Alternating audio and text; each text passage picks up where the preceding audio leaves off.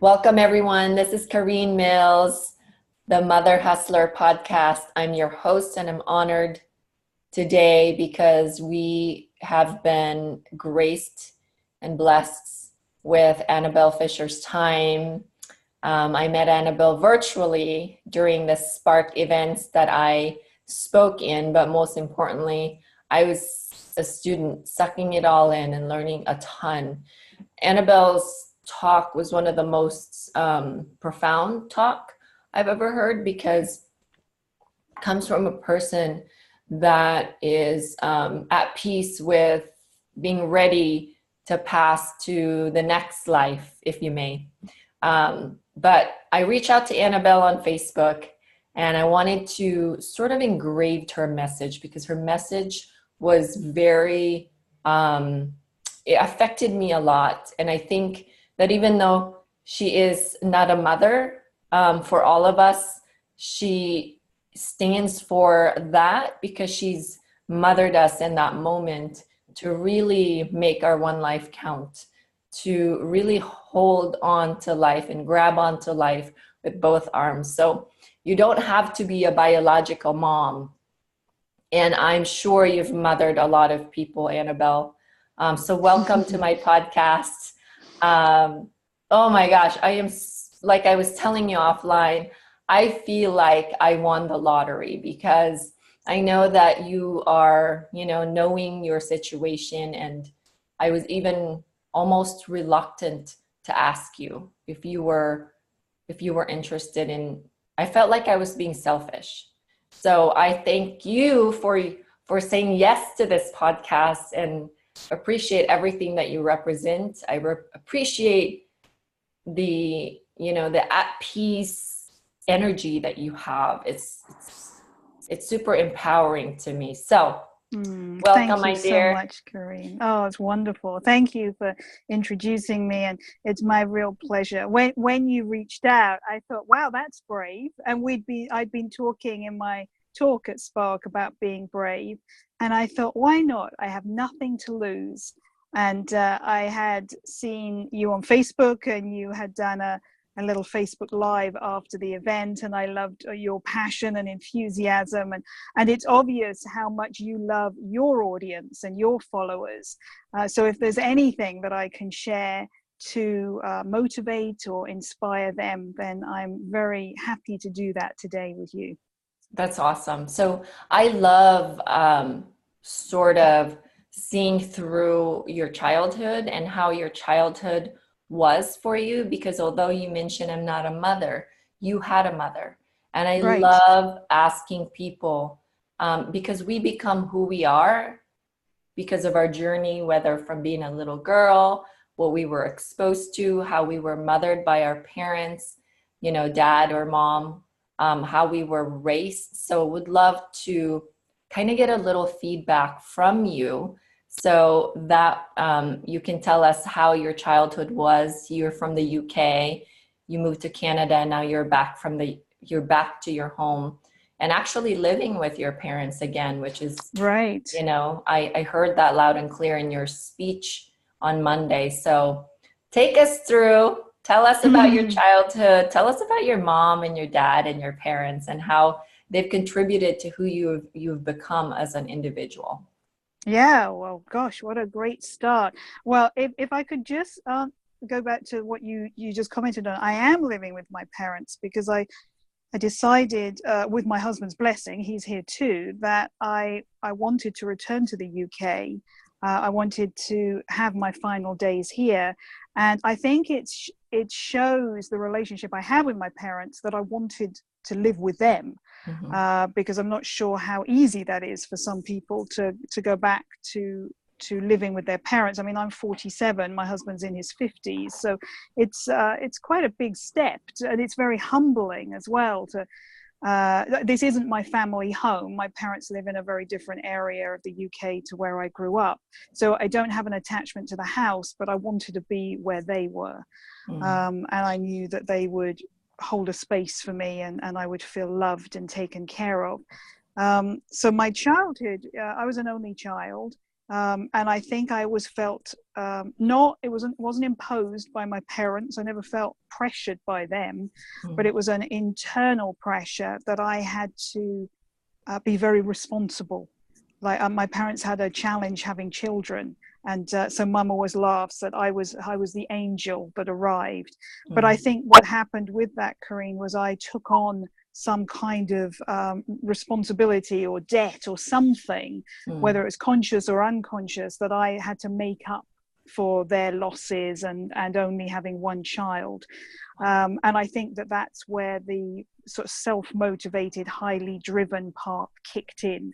Because I wasn't naturally particularly bright at school. Like, I really had to work super hard to get good grades.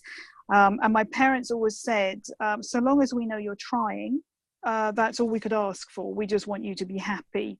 So I guess if I'd been lazy and a slacker, they wouldn't have been too impressed. But I think that then made me want to work really hard. Oh, they want me to try, so I'll try, and I'll work really hard. So there was that's an interesting part to reflect back on. I mean, I can see in hindsight how that, like I say, highly driven part of me kicked in, and needing to do well, and not necessarily be the best, but just do as best as I could in everything and make them proud. But I never felt that they were pressurizing me. It's not like they were the kind of parents that expected the A grades or anything like that. But I always felt very loved. I always felt very safe. And as I grew older and sort of into my teens, my friends would always like coming round to my house. Oh, your parents are so cool and they're great fun. And I guess they were my parents, so I didn't really see it like that. But I think looking back, I was really blessed. They are good fun. They were good fun. It was a relaxed home to grow up in, for sure. Wow. Which was, I don't know what flicked that switch to make me feel I had to prove something and make them proud. But it was certainly internal. It wasn't external and driven by them. It wasn't a push from them. It was a push from. Yeah, wow. It was like, it's almost like I've got to make up for them not having other children. So I'll do the best at school, or I'll be the best in this, or whatever it was that I set my mind to. I sort of played full out to get the best grades and do what I could. Wow. So you're a transformational speaker. You're a coach from when you were living in the BC in Canada. That's right. Yeah. How did that come about for you? Like, how was your journey before that actually led you to become in the person in that profession? Well, in 2003, I was diagnosed with chronic fatigue syndrome, or ME, as it's called in Europe and the UK. And I was quite lucky, Corinne, because I was diagnosed very quickly. And I'm sure many people listening to this either know that illness very well, or know people who have had it or have it. And I think one of the cruelest things about it is because the physical symptoms are often invisible. It can be quite slowly diagnosed. But I was lucky with my doctor at the time, and he diagnosed me fast. And so I knew that there was a high chance that people who are diagnosed with fibromyalgia, chronic fatigue syndrome, often don't recover. So as always, as I was type A and highly driven, I set my mind to it that I would be the kind of person that recovered. And on my sort of pursuit of healing, a friend had recently trained in a modality called emotional freedom techniques, which you may know. It's become a lot more, I don't know, I can't say mainstream, but well known, certainly in the States and Canada, and Europe as well, and Australia. So the easiest way to describe it, I guess, for any of your listeners that don't know it, is if they think of the purpose of acupuncture. So it's working on energy blocks in the body, but we don't use needles, we use our fingertips, and we are literally tapping points on the upper body. But what's the most important thing for me is we verbalize what's happening. So it's almost like a conversation with the subconscious mind, because the subconscious mind, whatever we're doing, wants to protect us and keep us safe. Mm-hmm. And that could even be to make us sick for whatever reason, the subconscious mind believes that that's a good thing in that moment. So it's almost like having verbalizing what the subconscious is feeling, and acknowledging all sorts of pains. I mean, not just physical, but emotional, mental, spiritual pains and trauma. I mean, EFT is amazing for trauma. So a lot of my work, once I had trained in it, because I believe it's what healed me. Thankfully, I got a full recovery from chronic fatigue syndrome. Wow. All sorts of things, of course, like change of diet, change of lifestyle, supplements, and other things, but essentially emotional freedom techniques. And so I specialized, what would it have been? Until this year, so 14 years, I specialized in chronic and terminal illnesses using EFT. And yes, I mean, that included a lot of trauma for people, childhood trauma, essentially, but also adult trauma. So I was very intrigued by your question of childhood, because I mean, that's a lot of the work that I did with my clients too. But that's really what led me into becoming a coach, an emotional freedom coach, and specializing in the chronic illness, but of course, working with any number of people with any number of different problems. I mean, they didn't have to be chronic illness. That was sort of my niche. And then it actually in 2015, I had my first book published, The Healing Game. And interestingly, it was kind of ironic, because 2 months later, I was diagnosed with stage 4 cancer myself. Wow. So that was a bit of an ego, a conversation with my ego, because there was a big part of me thinking, what the heck, I've just written a book on this, and people are buying it to help themselves heal from illness, and then I've been kind of diagnosed with the mother of all illnesses here, and what does that mean for me, and who am I to tell people what to do, and have written this book.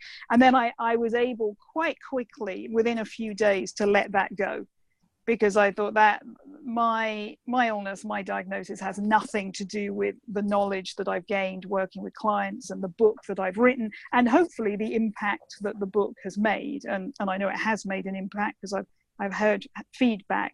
But that was quite an interesting conflict I had with the ego of, like, who am I to have written this book? And now look, I've been diagnosed. So yes, that was sort of the coming to the end of my career, because obviously the cancer healing the cancer became the priority. So I started reducing my work with clients. Wow.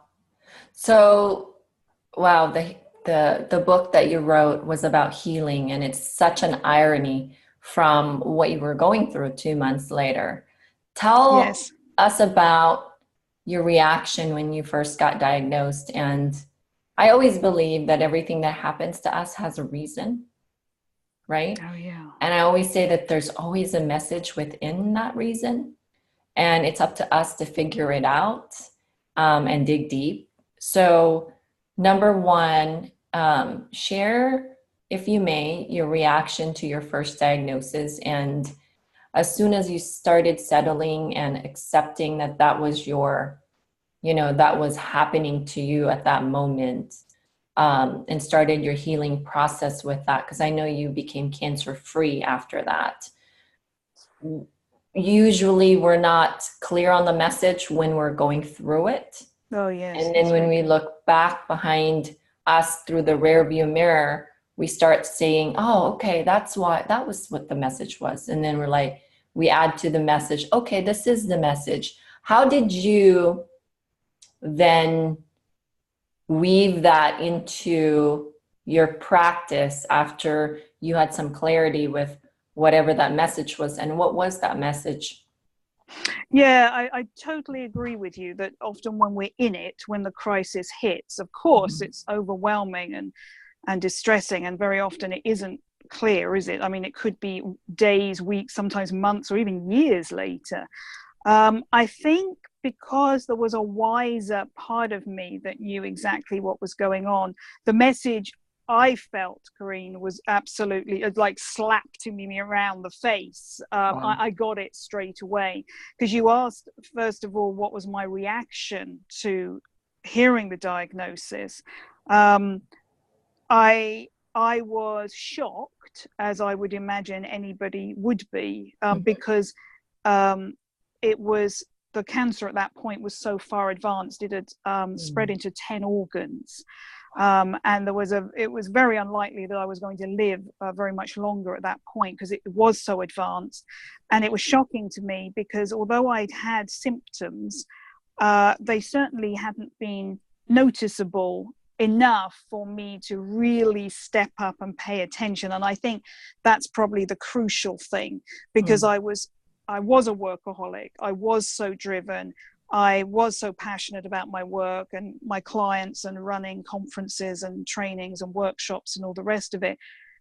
I think I dismissed the symptoms that I was feeling, and I could explain them away. So if I may, before I get to the learning, if I may just share, because I think it's very powerful, especially as your audience, I'm guessing, is mainly, or no, it is essentially women, mums, sorry. So I think it's vital that to know that ovarian cancer is known as the silent killer, because the symptoms are so, these are my words, so ordinary that we could easily dismiss them. So for example, I had my belly bloated out. Well, I was very stressed because I'd just written and published the book. So I thought, oh, maybe my body's gone a little bit into overdrive and I've got some food allergies. So I was taking probiotics and enzymes and various other things, and I was cutting out different foods so that I could explain that away. I was very tired. Well, of course I was. I'd just written a book. So again, I could explain that away. I lost my appetite. It was the middle of summer, and that always happens to me in heat. I don't feel so hungry. And I started to pee a lot more, and that I couldn't explain, but it wasn't painful. So I was just like, oh, maybe it's a sign of, I mean, not that I felt old in my 40s, but I thought, oh, maybe that something's shifting and I just need the loo a lot more. So these are all symptoms. It wasn't like I found a lump. It wasn't like I drastically lost weight. It wasn't like I was crippled in agonizing pain. There was not a big enough red flag saying, hello, I need your attention here. So I could explain it all away. So I was shocked when I got such a massively advanced diagnosis. I mean, it wasn't just like, good for you, we've just caught it, it's stage 1. I mean, it was already stage 4. And like I say, in 10 organs. But I was shocked, but I wasn't surprised, because it was a very extraordinary experience that I had as the doctor. This was in emergency. So as the doctor was telling me, I could see his lips moving, but I was aware of what he was telling me. I was very in tune with it. It wasn't like it was a blur, but I couldn't hear him. I know that sounds odd. It's not like I can hear you now. It was almost like it was a voice in my head. And it was as though I was standing behind an aeroplane that was about to take off. There was that engine, that loud noise. That's all I could hear. And then I realized he'd stopped talking. So he had delivered what he could see from the scan that he was reading from. And I got this what I call this download, and it was almost like a miniature movie screen that dropped down just to my left. And it was as though the whole of my life, all these crucial events, none of which I can pinpoint and tell you now, but I recognized all of them. It was like boom, boom, boom, boom, boom, boom, boom, boom, like a really fast movie playing. And I knew that took like 3-4 seconds. It was boom, it was so fast. But I knew, it's all because all of that I'm sitting here right now hearing this verdict, if you will. And so, to answer the second part of your question, the learning was fast for me. Like by the time I got home over the course of the next few days and telling people that I loved, and it all starting to sink in, I knew that it was because of the way that I'd lived my life. that I, particularly in more recent years, like that I had been so driven. The only thing that mattered to me was work. It had become my primary relationship. So way under that was my husband, much lower with my friends, and I was way at the bottom somewhere, scrabbling around. I didn't have any hobbies. It was a crazy dynamic looking back, because I wasn't resentful of my work. I absolutely loved it. Loved my clients, loved teaching.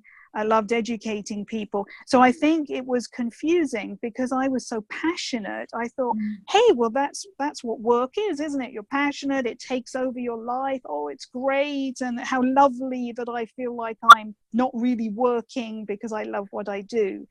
And I think it was that sort of response to life, which isn't living. And as you mentioned earlier about making your one life count, grabbing life with both hands, they've sort of become my mantras. I wasn't doing that. All I was doing was focusing on work. And I guess to an extent it was giving me pleasure, but something had to stop me. And I think that I know the personality I had and how headstrong I was. And say the doctor had said, oh, you've got, I don't know, the flu, or something that required me to take a month off work, for example. Or even if he'd said, we just detected early stages of cancer, but don't worry, we're going to be able to resolve this. Do you know, I don't think I would have stopped. I still would have found a way to carry on working as hard as I had and manage it all. And I truly believe that the diagnosis had to be as awful as it was to make me stop. I mean, I literally stopped, because when one has a diagnosis like that, nothing else really matters. So I did cancel my client, only temporarily. I did continue working with quite a few clients, and that was more to fuel my soul, because I really loved my clients and I needed to keep doing it, and they were awesome and they wanted it too. But I think I needed something that stopped me in my tracks, so that I could not carry on in any way, shape or form the way that I had done. Wow. So it had to be big enough to get your attention. Absolutely. Yes. Wow. Like, you're not going anywhere. Look, here's a brick wall. You're going to run into it.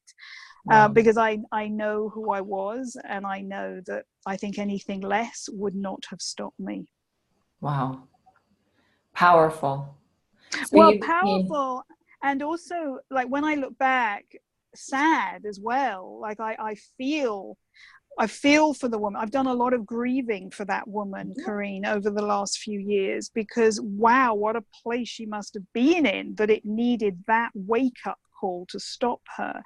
And then in other ways, I reframe it. I think, well, she was so driven and powerful that it's thanks to her that I've had 3 extra years of life, because that motivated part of me, fueled me in the next stage after the wake-up call as well. So I have a lot to be grateful for her, but also there is sadness that I just want to hug her and say, oh man, you didn't have to do it that way. It didn't need to be that rigorous, and didn't have to be hard work and forceful and all of that. So I'll come back to that question, because I really want to ask you, how, if you were to do it over, what would you have done? But that's going to be in the tail end of our conversation. I want to ask you, when you became, because you got cancer free as far as the doctors could tell, right? Yes. And then it came back. How long after that? Well, tell us what you did in between when you succeeded in healing, and the next diagnosis. Yes. So after August 2016, I had 3.5 months of chemo to reduce the tumors to a size that could be operable, because they were too big at that stage. And then I had quite a pioneering surgery that isn't offered.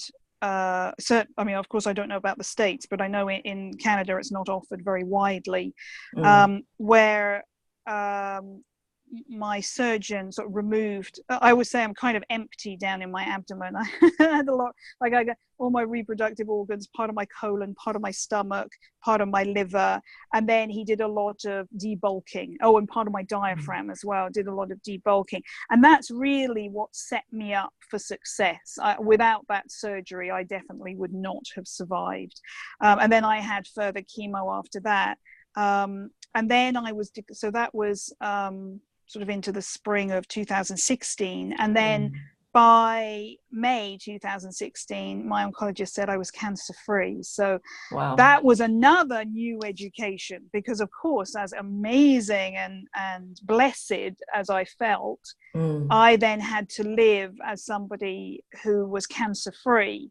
And perhaps some of your listeners who have been through this journey themselves or know somebody would totally understand that, because it was a very odd experience, because I thought, oh my goodness, I should be so grateful. But actually, that's when the real stress started, like starting out again, being brave enough to do things and start working with clients again. And was I well enough, and could I do it? And yeah, that was huge. And what was life like now as somebody who'd had cancer and was cancer free? There was a lot of psychological stuff to work through. And then sadly, actually towards the end of that year, I started feeling symptoms that I recognized. And then I followed through in the spring of 2017. And it actually took a while to be re-diagnosed. It was this cancer, a little bit resistant. It didn't want to show up.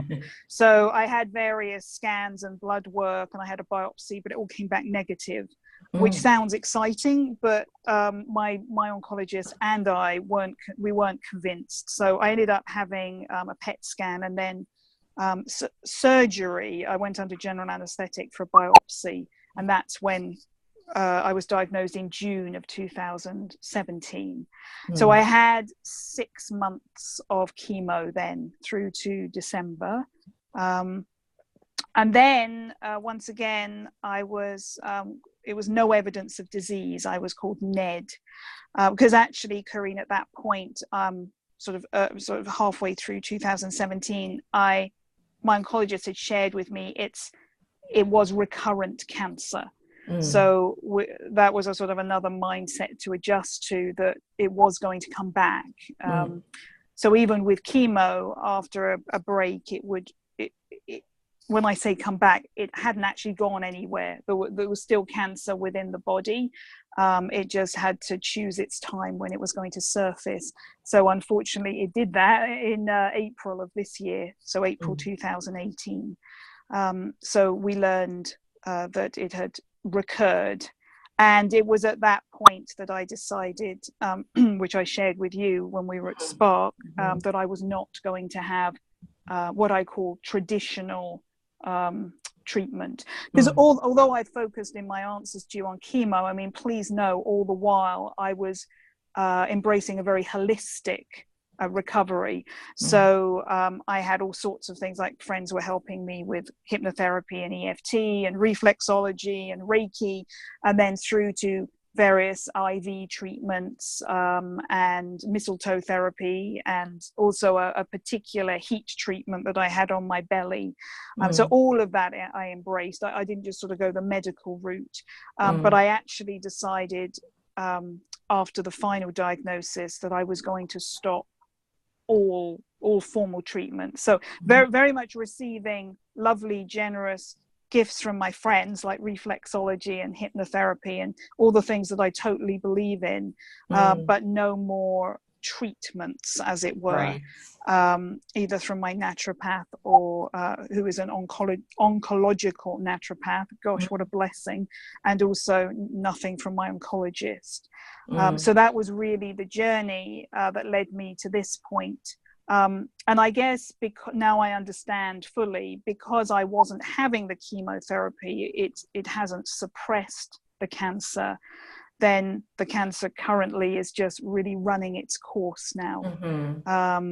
With great excitement and joy and thriving, it would appear, loving my body and wanting to multiply in all directions, but without the treatments, then obviously it's just going to keep running its course.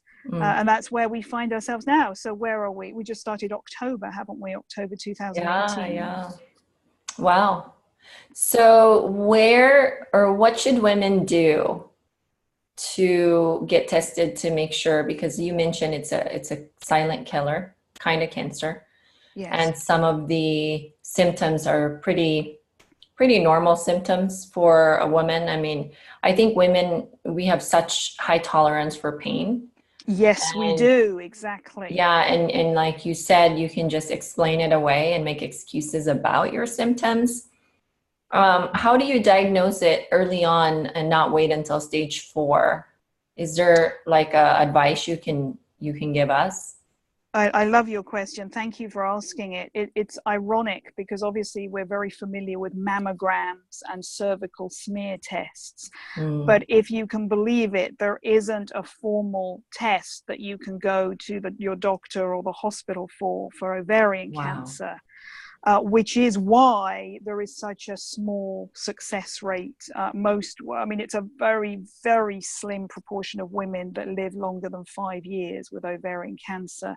So, and please no, I don't want your ladies to start freaking out, because that's not the purpose of us talking. No. But I do believe diligence is important.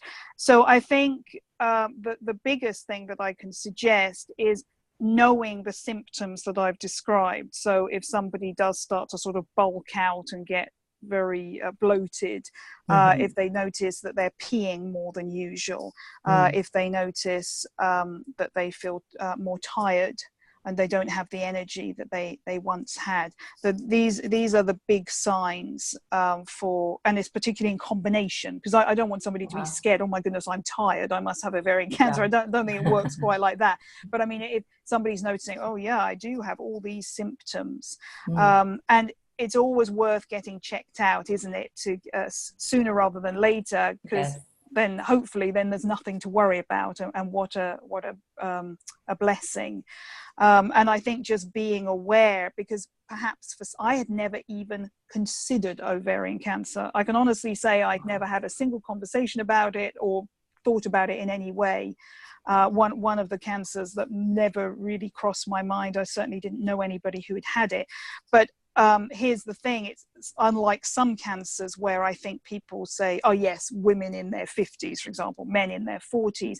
Ovarian cancer is an older woman's disease most usually. However, I know of several women in their 20s that have been diagnosed with it, and I was in my mid-40s. So again, I don't think there's a particular demographic. We can't say, oh, well, that won't happen to me because I'm not that old, for example. So I wish there was a magic wand answer I could give you, my love, and say, oh yes, go for this test. But at the moment, not so.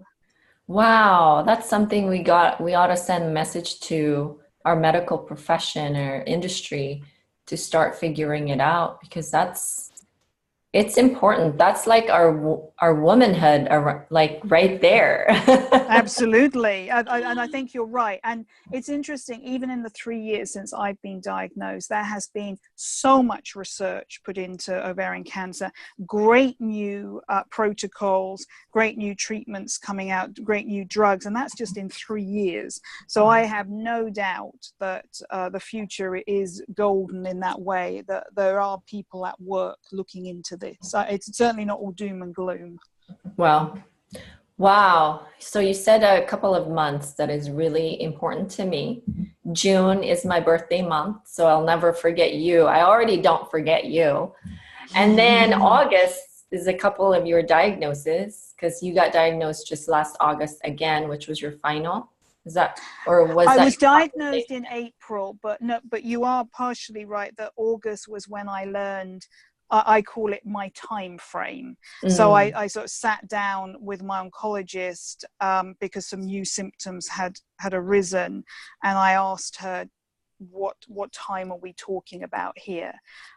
So yes, that was August the 8th, the day after my birthday, which is why I remember the date, and a date that I won't forget. So she was very honest, as she always has been, and like I've said, she gave me 2 months, Corinne. So I'm not the kind of person that thinks, oh my goodness, well, the 8th of October and that's it. Not at all. I think the 8th of October is nearly upon us. I think it's highly unlikely that I'm going to pass on the 8th of October.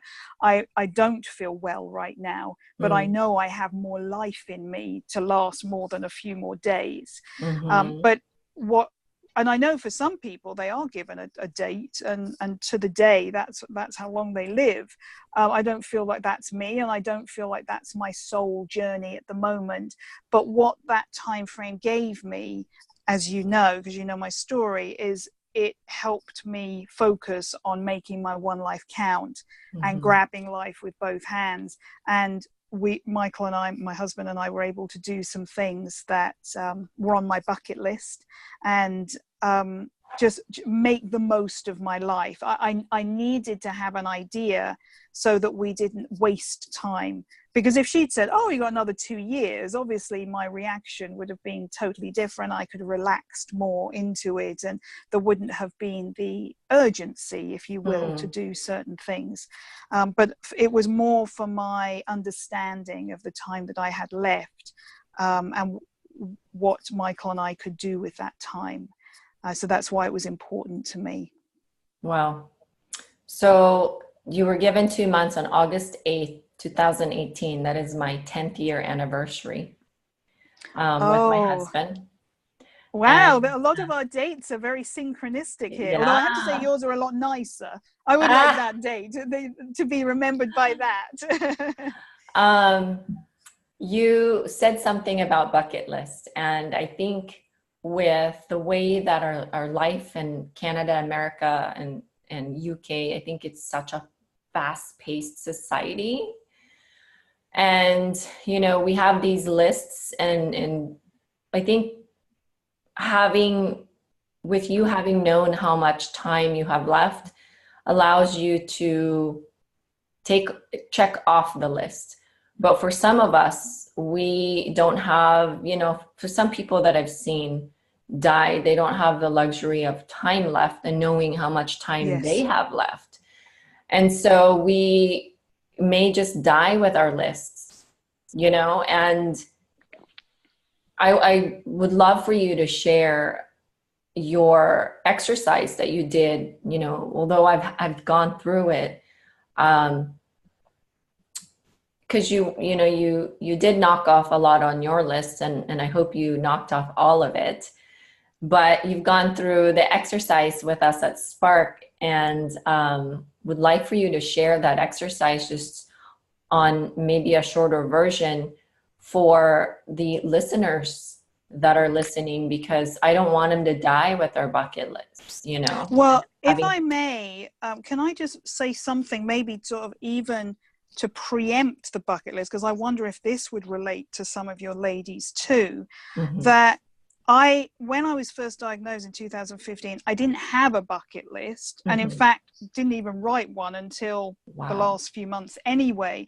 But here's the thing that you may be able to recognize and your listeners relate to was, you know, Corinne, when I sat down and thought about, so sorry, this was pre-2015. If I were to think about the future, and almost like the idea of a vision board, or visualize where am I going to be in 5 years, and really make it count and exaggerate it all with all the colors and the bells and the whistles and hear the sounds and all that good stuff that we're all advised to do. What used to happen to me was, I now understand, it was so out of my possible awareness that I couldn't conceive that I would get overwhelmed, and I would get brain fog, and I would think, I can't think of that, I've just got to think of now and working now. And being in present time. So I don't know if anybody listening today could relate to that. Like, yeah, that how can I possibly visualize this amazing future or things that I'm doing? Particularly if we're in a point of trauma in our life, or we're constantly overwhelmed and things feel too much. We're sort of in the thick of it, walking through porridge, as it were, that kind of thing. I think that's the place I came from. So in 2015, one of my friends said to me, it's time to start doing your bucket list. One, I didn't have one, but actually two, and this relates to something you just said, I was so ill, I couldn't have done anything. I mean, I was in bed. I was so ill with the cancer at that point. How could I have possibly done anything on a bucket list? So you're right when you say some people might have such a short period of time and they don't have any time left to do it, or they might be so very ill they simply can't do anything. So I felt very blessed in when my oncologist gave me this timeline, as I call it. I, at that point, was still quite mobile. I was walking with a cane still. I was walking upright. Things were not the way they are now. So it meant that the first thing that we organized was that my husband and I would go to Nepal, which was the country that we had met in 1995. And that, I mean, many people might have thought, my goodness, she's just got this prognosis, and wouldn't she just want to relax in bed and take it easy and sort of eat chocolates and be with her cat? And I was like, no, we've got to come full circle here, go back to Nepal, which was one of our dreams. And almost it was sacred. Like, Michael and I'd met there. We'd returned 2 years later to teach English as a second language. It felt very important to go back. Plus, we had friends there who were children when we were there, and they'd grown up and they got married and they had children. So that fueled me doing something like that. Now, I wouldn't be able to do that now. I'm not well enough, but at the end of August, I could do it. So that was one of the things. Another thing that happened actually another thing was coming to the UK, and that was again with my oncologist's blessing. She said, you must do it within 5 weeks. And what she was inferring was that I may not have been well enough to fly. And I think she's absolutely right, because there's no way I could get on a plane now. So that was something on my bucket list, to come and live out my days with my parents, with Michael, and as you know, with our cat, who we also transported from Canada. Yes, that's right. So these were important things. And then one of the things on my bucket list was I'd always wanted to either sing with or be sung to by a gospel choir. I just love gospel music. And somehow one of my friends, she was a miracle worker, got in touch with a gospel choir quite a long way away, about 2.5 hours away. And they traveled, 7 members traveled down, and one of them had a keyboard. And they they stood in my parents' living room and sang gospel music to me for an hour. Not long after we just arrived. It was about 2 weeks ago. So that was another checked item on my bucket list. It was very magical, this in-person gospel concert just for me. Wow. And my parents and some friends. So these were the sorts of things where I was making my one life count. So you asked if I could walk through the process. Well, I think it's very simple, because I think the way I worded it to the audience at Spark was not the focus being on death. I don't think that needs to be the focus. Wasn't. I think it's more, I used the same time frame as me. If you have 2 months to grab life with both hands, what will you do? And then, so to the ladies listening now, write it down. Write it down, sort of in the light of what Karina and I have been talking about, and really making the most of what's important in your life. What will you grab with both hands? And I think what I was curious about when I did it at Spark was, would the audience focus on work? particularly if they were self-employed entrepreneurs, Yes. would they sway more to more relationship, family, self-growth things, or would it be a combination of both? How would you grab life with both hands? So that's the process. And then what I recommend is that you write down, don't stretch yourselves. So don't feel like you have to write down 25 things.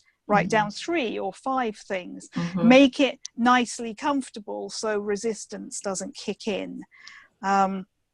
And what I think is important here is it doesn't have to be massive. Like, yes, Michael and I flew to the other side of the world to Nepal, but that was sort of to complete a circle that we'd started.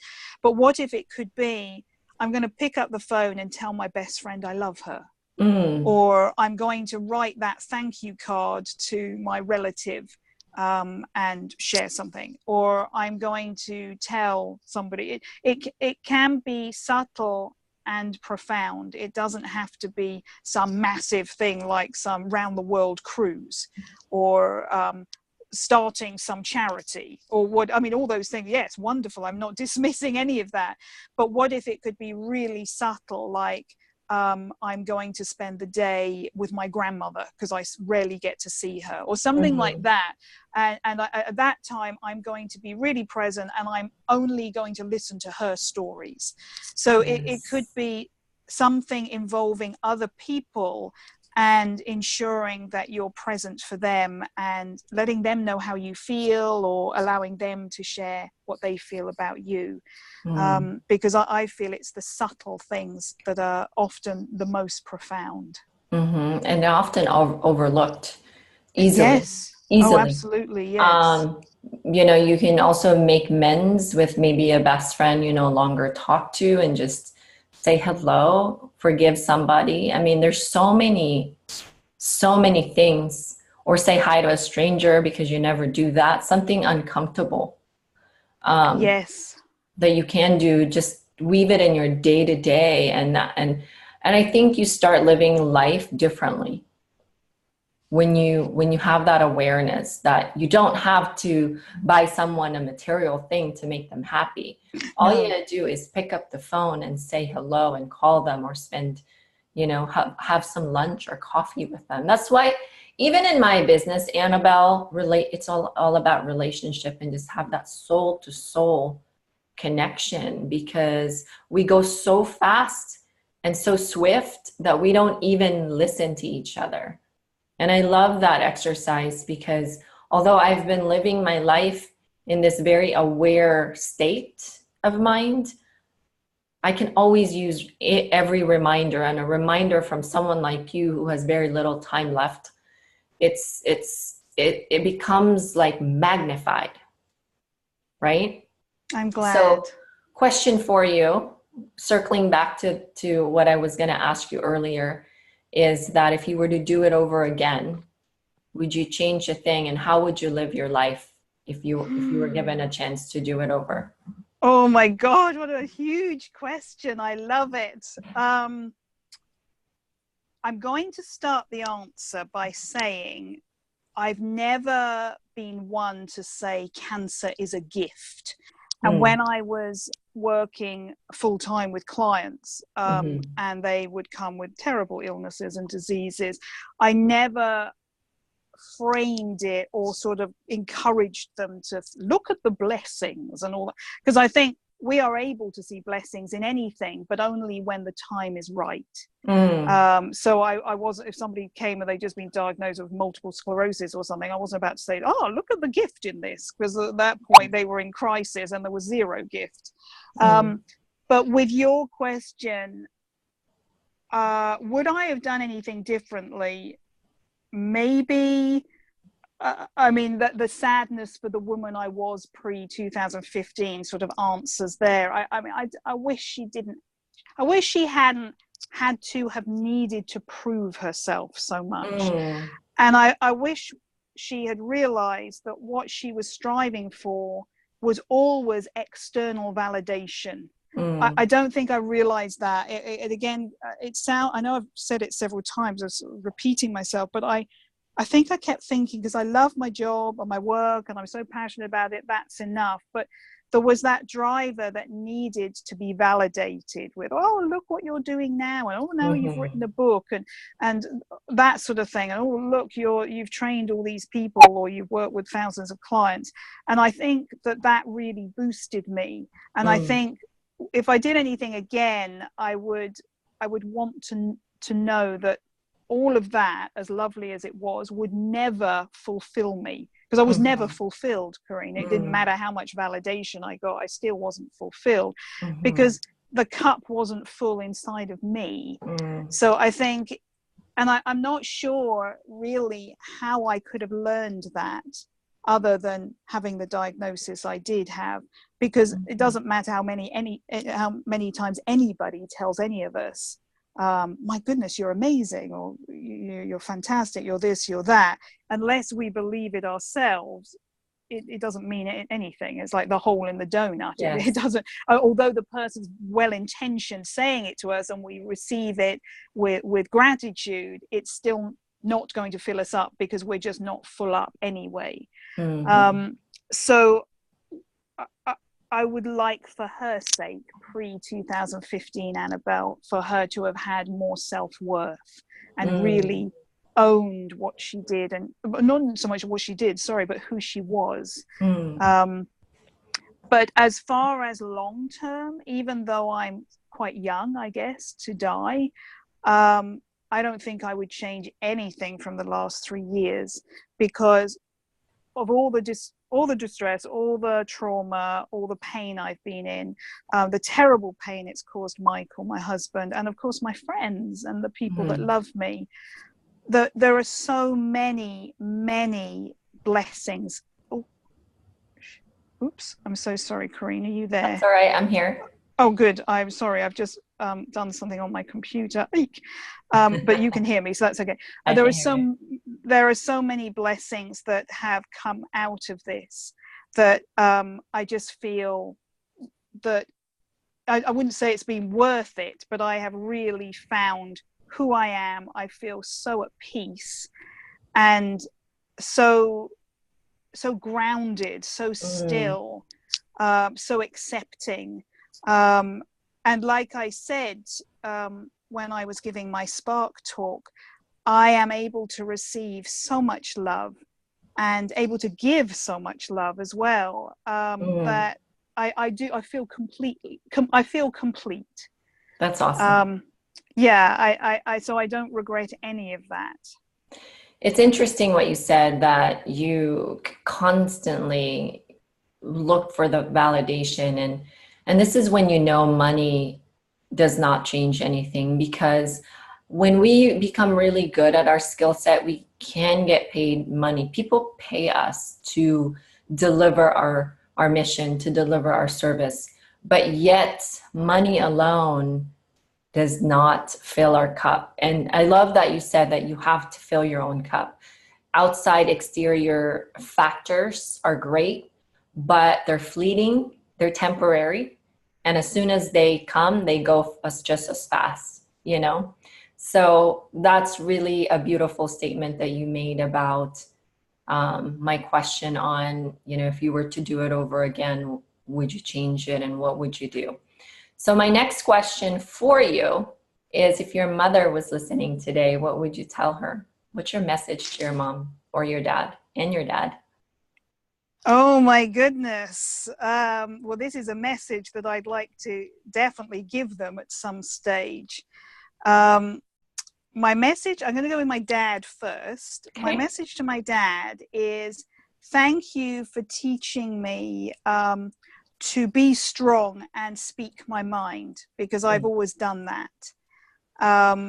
My dad taught me not that he set it out and said, oh, these are boundaries, but I think he was very, very clear on boundaries. And I think he he was able to teach me to have a voice, to have a strong voice, and not be submissive. So even though I was very much a people pleaser, and I wanted, certainly as a kid and a teenager, and I wanted them to be happy and all that, I wasn't scared to use my voice either. So I'd like to thank my dad certainly for that, and what the role model that he's been in that way. And then as far as my mum, what would I say to her? Well, thank you for loving me completely unconditionally. And it's such an honor that she brought, or you, as in my mum, you brought me into the world, and you're going to be with me when I pass. And although I can't think of anything, to be honest, Corinne, I can't think of anything more awful than outliving one's children. I can't think of anything more terrible than that. And that's what my mum and dad will have to do. For me, it seems very sacred that she will be with me when I die. And I don't think I'd want it any other way. And she has loved me unconditionally, and so vehemently. Like, my mum doesn't hold back on her love, and she's very tactile. So I feel very, very blessed with that. So, gosh, those are big questions, and I was sort of on the spot, but I think that's where I'd go in what I'd say to them, I think. I love it. What is your message to your husband? Mark is his name? Michael, sorry. What's your message to Michael? Wow. Where do I start? Well, Michael has stood by me for 22 years. We've been married this summer. And I said to him, I wrote him a letter recently, and I said, and the last 22 years, and then especially the last 3 years, and then massively the last 2 months or 6 weeks, whatever it's been. And his support has been unwavering, completely consistent. And so my message to him is, thank you. You've never wavered. You've been there holding my hand, and consistently as well, like, hasn't backed down. And he has shared how he feels and what his needs are, but always prioritizing mine. And he's made me feel very safe, Corinne. And I think that gosh, when we feel safe, I think anything is possible. Michael's mantra is onwards. So whenever we went through a low or we got bad news, he'd take my hand and he'd say onwards. And I meant that, and I knew that meant with him. It wasn't just, oh, off you go on your own onwards. It was, I'm here for you. We're doing this together onwards. So, I mean, we often hear this cliched expression, he's my rock, or she's my rock, but my goodness, he is my foundation. And I couldn't do it without him, and I wouldn't be here without him either. Wow. Thank you for sharing that. That's beautiful. And, you know, when you said you wrote a letter for him, like, you could totally just tell him, but it's that little subtle action. You practice what you preach. To write him a letter and all that. That's beautiful. So when you heard, so my brand is called Mother Hustler. Yes. And when you heard that word, because it's one word put together, what comes to mind? And, you know, what is, and I'll tell you, my mission is to validate and evaluate other moms.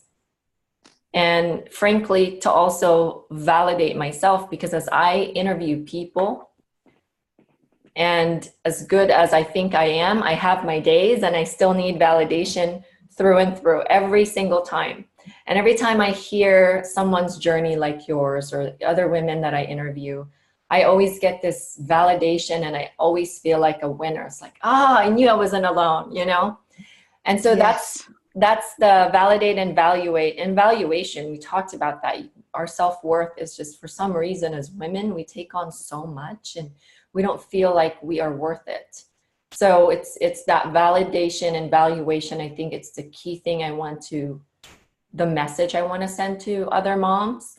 And then the mission is to mother the world. And I think there's no better person to mother the world than yourself today. Oh, so, wonderful. What Thank you. is your definition and what comes to mind first when you hear my brand, Mother Hustler? Yes. Now it's an interesting, because I think a lot of it is semantics, but it's very interesting that I think at Spark, I used, and I deliberately didn't today, but I used the word that I used to force and I used to hustle, because it's interesting, isn't it, where society, I think we've gone through different phases where it's almost like hustling was acceptable. But I know you're coming from a different place. Like when I think of hustle, I'm thinking of hard work, pushing, forcing. Everything's a bit of a struggle. Whereas now I've learned more is, it's more important to focus on flow and ease and grace. And then, of course, that's all very well to say, but how do we do that? Well, we learn strategies and tools and accept ourselves and all the rest of it. So I'm not suggesting that comes in 10 minutes. But for me, Mother Hustler, certainly when I saw your brand, I thought, wow, what an interesting combination of the words. Because I'm not blessed to have children, but I've got plenty of friends who do. And I thought, well, you couldn't sum it up better. Because you are, many of your listeners are already a full-time entrepreneur, and being a mum is completely full-time. That doesn't stop in the evening because it's the evening. That just carries on all through the night and into the next morning. And your duties and the expectations on you are ongoing. And I don't, like I say, I'm not equipped to know exactly, so I can't speak from experience, but I wonder if the feeling, the way you evaluate yourselves is a daily battle at times. How's the world looking at me? How am I looking at me? Am I doing a good enough job at work and with my children or my child? So for me, it was a very interesting combination that I thought was a perfect combination as well. But I would hope that for your tribe, your followers, Karine, that they are striving for that place of ease and flow into motherhood, or through motherhood rather, and through work as well. Yeah. When I thought of that name, I felt like most moms, we lose our identity because we think, we have this huge responsibility of raising our kids and making them a really good human being. And so we, like you did, you put yourself on the bottom of the lists in your, or you're not even on your to-do list. Right. Not even on the list. Exactly. You're not even on the list. So the idea was, it's okay to have your own identity while you're mothering. Don't lose your own identity while you mother, going through your motherhood duties, because it can be done it can be done side by side each other. In a flow, from a place of flowing, not forcing, know? So one last thing before we go, and thank you again for, I could totally talk with you all day. Thank you again for being here. And before we go, I want to make sure everybody knows where to find you. And I know you're on Facebook, you have a hashtag. Can you share all that with our listeners before I'd love to ask you the last thing? May I just share what I had also said at Spark about asking, Karine? Because I don't think that it doesn't matter if somebody's in business and or a mum, but I think particularly if they're a mum, because I know I joked just now saying, oh, there's good stuff, but it doesn't come overnight. I mean, of course it takes time and it's a process to shift out of hustle into ease. But what I found, please know, I'm not suggesting my journey of cancer is like being a mother. I'm not suggesting there's a similarity there, but what I've learned over the last 3 years was one of my biggest learnings has been the importance of asking for help. Because, and I'm thinking of my mum friends who might just want to throw themselves under the duvet and go back to bed and just not face the world and all the pressures that are on them. But there are so many people out there that want to help us, and all we really need to do is ask. And so a lot of it is about boxing up that pride, pushing it to the side and saying, can you help? Can you drive Jane here? Or can you get my grocery shopping this afternoon? Or whatever it is, even if it's some things, can you make that phone call for me because I don't have the energy? And what I've learned on my journey is people are so darned happy to be given directions to do something. People just rejoice. Oh, because I've heard so many times, thank God you've given me something to do. Yes, I'm more than happy to do it. And sometimes people don't want to ask because they're afraid that it could knock somebody's pride, or perhaps they don't want my help, or maybe they need space. But I think actually, let's help those people. Let's direct them by saying, can you help me, please? Because the worst case scenario is they're going to say, no, I have no interest in doing that, or I don't have time, or whatever it is. That's the worst thing. And then the person's not going to be any worse off. They're going to be exactly the same position. But if they ask, who knows what's possible? So that was sort of a little takeaway point. And I know for some people, asking for help is a massive thing. That's like climbing a mountain. Yes. But I wonder if the short-term pain of doing that, of climbing that mountain and asking, is actually worth it for the long-term gain. True. And the pride they feel in themselves, and then of course the support they get. So yes, thank you. So it's a little different when I give my contact details, because I no longer have a website. And of course I would usually have said, oh, please sign up for my newsletter and things like that. But if your ladies are on Facebook, that's sort of my platform, and I love to share what's going on there. So Annabel Fisher on Facebook, and the URL for my website is now linked into my YouTube channel. So that's annabelfisher.com. And I've got, it's a small number, but it's growing, of video. I mean, I've got hundreds of videos on there for EFT and various things, but more recently, my journey and what this has been like for me. So you would be most welcome to find me there as well. I'll also add it to my podcast notes in the episode so people can see it on the iTunes and Spotify and all that good stuff. Wonderful. Thank you, love. So one last thing before I let you go, your message to all of us. Your last message to all of us.